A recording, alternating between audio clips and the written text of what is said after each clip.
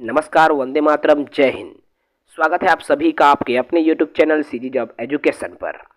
साथियों, pre BEd pre DElEd प्रवेश परीक्षा 2025 की तैयारी हम अपने YouTube चैनल के माध्यम से बिल्कुल निःशुल्क करवा रहे हैं। आज का हमारा ये टॉपिक नंबर 9 है, 9वां टॉपिक है, जिसमें संप्रेषण पर बात करेंगे। अंतर्वैयक्तिक संबंध, जो अंतर्वैयक्तिक संप्रेषण है और अंतःवैयक्तिक संप्रेषण है, इस पर चर्चा होगी। साथ ही नए हैं चैनल से जुड़े। चलिए शुरू करते हैं। देखिए, संप्रेषण की बात कर रहे हैं। सबसे पहले हमको संप्रेषण की परिभाषा जानना है। संप्रेषण, जिसको हम अंग्रेजी में कम्युनिकेशन कहते हैं, कम्युनिकेशन जिसको वार्तालाप भी कह दिया जाता है। जैसे हम किसी से बात करते हैं, वही संप्रेषण है। तो संप्रेषण एक ऐसी प्रक्रिया है जिसके अंतर्गत मनुष्य अपने विचारों का आदान प्रदान करता है। भाई, मैं या मेरे मन में जो विचार है, मैं दूसरे को बता रहा हूं, वो उनके मन में जो विचार है वो मुझ तक साझा कर रहा है। अर्थात हमारे विचारों का क्या हो रहा है, आदान प्रदान हो रहा है। और यही विचारों का आदान प्रदान क्या कहलाता है, संप्रेषण कहलाता है। संप्रेषण यह अंग्रेजी भाषा के कम्युनिकेशन शब्द का समानार्थी है। अर्थात संप्रेषण जो है कम्युनिकेशन शब्द से बना है, अंग्रेजी भाषा के कम्युनिकेशन से बना है। अगर मैं लैटिन भाषा में कहूं तो इसकी उत्पत्ति लैटिन भाषा के कम्युनिस से हुई है। जी हाँ, लैटिन भाषा के कम्युनिस्ट शब्द से हुई है, जिसका अर्थ होता है जानना या समझना। ठीक है, तो आपका संप्रेषण क्या है, विचारों को आदान प्रदान करना ही क्या कहलाता है, संप्रेषण कहलाता है। एक मोटा बात करूं तो वार्तालाप या बातचीत। ठीक है, आगे बात करूं, मनुष्य एक सामाजिक प्राणी है। सामाजिक प्राणी क्यों? क्योंकि वो समाज में, समाज के लोगों के बीच में रहता है। मनुष्य कभी अकेला नहीं रह सकता। क्या वो अकेले जंगल में रहेगा? क्या नहीं, वो 4 लोगों के बीच में रहता है। इसलिए मनुष्य को सामाजिक प्राणी कहा गया है। मनुष्य को सामाजिक बनाने में संप्रेषण क्रिया का महत्वपूर्ण योगदान है। देखिए भाई, हमको अपने विचारों को बताना है। अब मान लीजिए कि मनुष्य को जंगल में शेर, भालू, कुत्ता, बिल्ली के साथ छोड़ दिया गया, अन्य जानवरों के साथ छोड़ दिया गया। मान लो अगर उनको वहां छोड़ दिया जाए तो क्या वो संप्रेषण कर पाएगा? क्या नहीं। क्यों? क्योंकि वो उनकी भाषा को शेर, भालू नहीं समझ सकती, उनकी भाषा को हाथी नहीं समझ सकती। उसके लिए इंसानों का होना जरूरी है। ठीक है, तो संप्रेषण क्या होता है, व्यक्ति को व्यक्ति से जोड़ने का काम करता है। क्या करता है ये जो संप्रेषण है, व्यक्ति को व्यक्ति से और व्यक्ति को समाज से जोड़ने का कार्य संप्रेषण करता है। 2 व्यक्ति को आपस में कौन जोड़ रहा है, कम्युनिकेशन, वार्तालाप, संप्रेषण जोड़ रहा है। और जब सामाजिक दृष्टिकोण से ये बातचीत होती है तो संप्रेषण हमको समाज से भी जोड़ता है। समझ रहे हो? चलो, अब इसी में आता है 2 संप्रेषण जो बहुत महत्वपूर्ण है, और मैं आज मॉर्निंग में जो एमसीक्यू डाला हूं इसी से कोरिलेट है।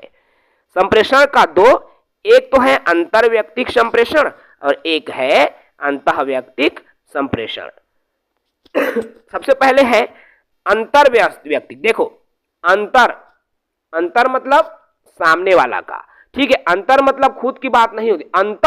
अंतः हृदय बोलते हैं ना हमन, तो अंतः मतलब स्वयं की बात होगी और अंतर मतलब दूसरे की बात होगी। तो वह प्रक्रिया जिसमें 2 लोग आपस में भावनाओं और विचारों का आदान प्रदान करते हैं। देखो, इसमें 2 लोगों की भावनाओं का आदान प्रदान हो रहा है। ठीक है, वह प्रक्रिया जिसमें 2 लोग आपस में अपनी भावनाओं का, अपने विचारों का आदान प्रदान करते हैं, तो उसे अंतर्वैयक्तिक संचार कहा जाता है। ठीक है, इसमें क्या होता है, आमने सामने होता है। भाई, कुछ होता है मोला कहत हस, मोर बात आता है सुने हस, और ओ हम मोला कहिस, ओकर बात मैं सुने, मोर बात ला ओ सुनिस। तो इस प्रकार का जो संप्रेषण है ओला हमन क्या बोलते हैं भाई, अंतर्वैयक्तिक संप्रेषण या अंतर्वैयक्तिक संचार। ठीक है, दूसरा वाला इसी में है अंतःवैयक्तिक संप्रेषण। अब देखो, अंतःवैयक्तिक, अब मैंने अभी कहा अंतः मतलब स्वयं की बात यहां पर हो रही है। ठीक है, किसकी बात हो रही है, स्वयं की बात हो रही है। तो जब कोई व्यक्ति अंतः मन मतलब स्वयं की बात है ना, अपने हृदय, तो स्वयं से स्वयं का संचार करता है। कभी कभी होते ना, हम अपने मने मन में बातचीत करत हथन, अपन के साथ भी ये होत हुई है ना, अपने से मन में कुछ कुछ हमन बोलथन, ठीक है। तो कोई व्यक्ति जब स्वयं से स्वयं का संचार करता है, अर्थात स्वयं के साथ जब वो बातचीत करता है, तो उसे अंतः वैयक्तिक संचार कहा जाता है। अंतःकरण मतलब अपने मन, अपने स्वयं, ठीक है। तो जब कोई व्यक्ति स्वयं के साथ संचार करता है, तो स्वयं के साथ जब वो संचार करेगा तो उसको अंतः वैयक्तिक संचार कहा जाता है, ठीक है। जैसे इसमें एक एग्जाम्पल देखो मैंने लिया हुआ है, मुझे जी जान लगा कर पढ़ाई करना है। कभी कभी हम करते हैं ना, जैसे कोई भी चीज को हम किसी कार्य को नहीं कर पा रहे हैं तो हम खुद से सोचते हैं। अब यहाँ खुद से सोचना मतलब देखो, मुझे जी जान से पढ़े, मैं स्वयं में सोच रहा हूँ कि पिछले बार मेरा नंबर कम आ गया था, इस बार मुझे जी जान से मेहनत करना है, वो मेरे से आगे आ गया था, मैं उससे ज़्यादा नंबर लाऊंगा। खुद से आप बात कर रहे हो, इस प्रकार के संचार को अंतः वैयक्तिक संचार कहा जाता है, ठीक है। चलिए आगे बात करें। आगे आता है संप्रेषण की परिभाषा।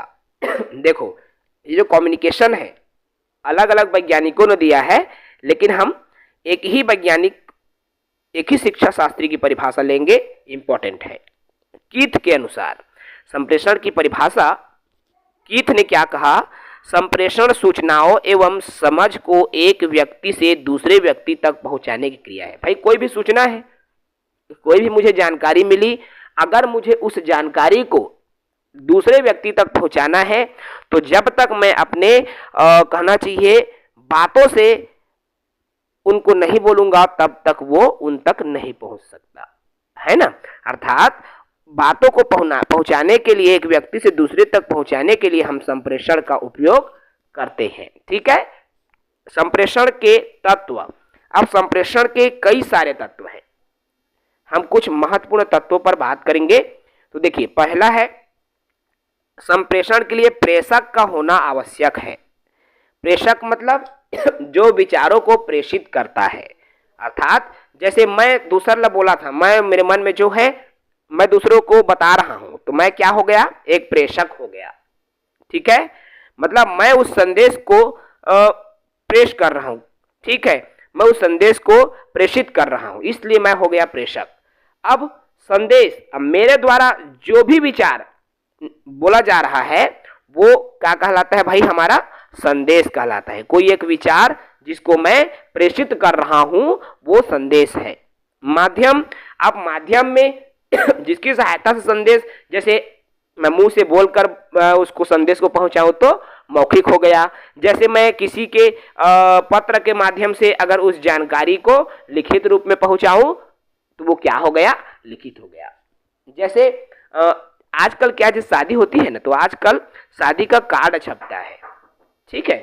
तो हाँ, तो ऐसा क्यों होता है भाई, देखो, तो मैंने कहा जैसे माध्यम की बात है लिखित और मौखिक। जैसे पहले क्या होता था, शादी का जब कार्ड नहीं छपता था पहले, तो 2 ठो हल्दी दे दिया जाता था, है ना, हल्दी के 2 ठो गैर दे दो है, और फलाना दिन मड़वाए, ढेकाना दिन देवतलाए, फिर हरदियाही बारात, ऐसे करके 2 ठो हल्दी दे के बोला जाता था, है ना। वो मौखिक रूप में संदेश दिया जाता था। लेकिन आज क्या आ गया है भाई, माध्यम जो है लिखित हो गए हैं, शादी का कार्ड छपता है और जैसा पैसा है उसके हिसाब से आप अपना कार्ड डिजाइनिंग भी बनवा सकते हो, है ना। तो ये इसी को बोलते हैं माध्यम, ठीक है। उसके बाद आता है ग्राही। अब देखो, ग्राही जो ग्रहण करता है, चाहे वो मौखिक रूप में ग्रहण करे या लिखित रूप में ग्रहण करे, ठीक है, उसको बोला जाता है ग्राही, ठीक है। और एक होता है प्रतिपुष्टि, अर्थात प्राप्तकर्ता का कथन, और इसी को फीडबैक बोला जाता है। भाई अब मैं मान ले बोले कि फलाना तारीख के देवतला चूल माटी दिन बारात जाबो, है ना। अब वो जेकर घर में मैं कहे, अब ओहा ओकर घर के आउ सदस्य मन मान लो पूछा थे कि काय कही फलाना आए रही था, है ना, तो ओला बताही फलाना दिन चूल माटी देवतला ए दिन बारात जही। तो जो वो अपने अन्य परिवार को बोल रहा है, तो वो है आपका प्राप्तकर्ता का कथन है जो फिर से अपने को बता रहा है। तो इस तरह से संप्रेषण के ये 5 तत्व, जिसमें प्रेषक, संदेश, माध्यम, ग्राही और प्रतिपुष्टि आता है। ठीक है।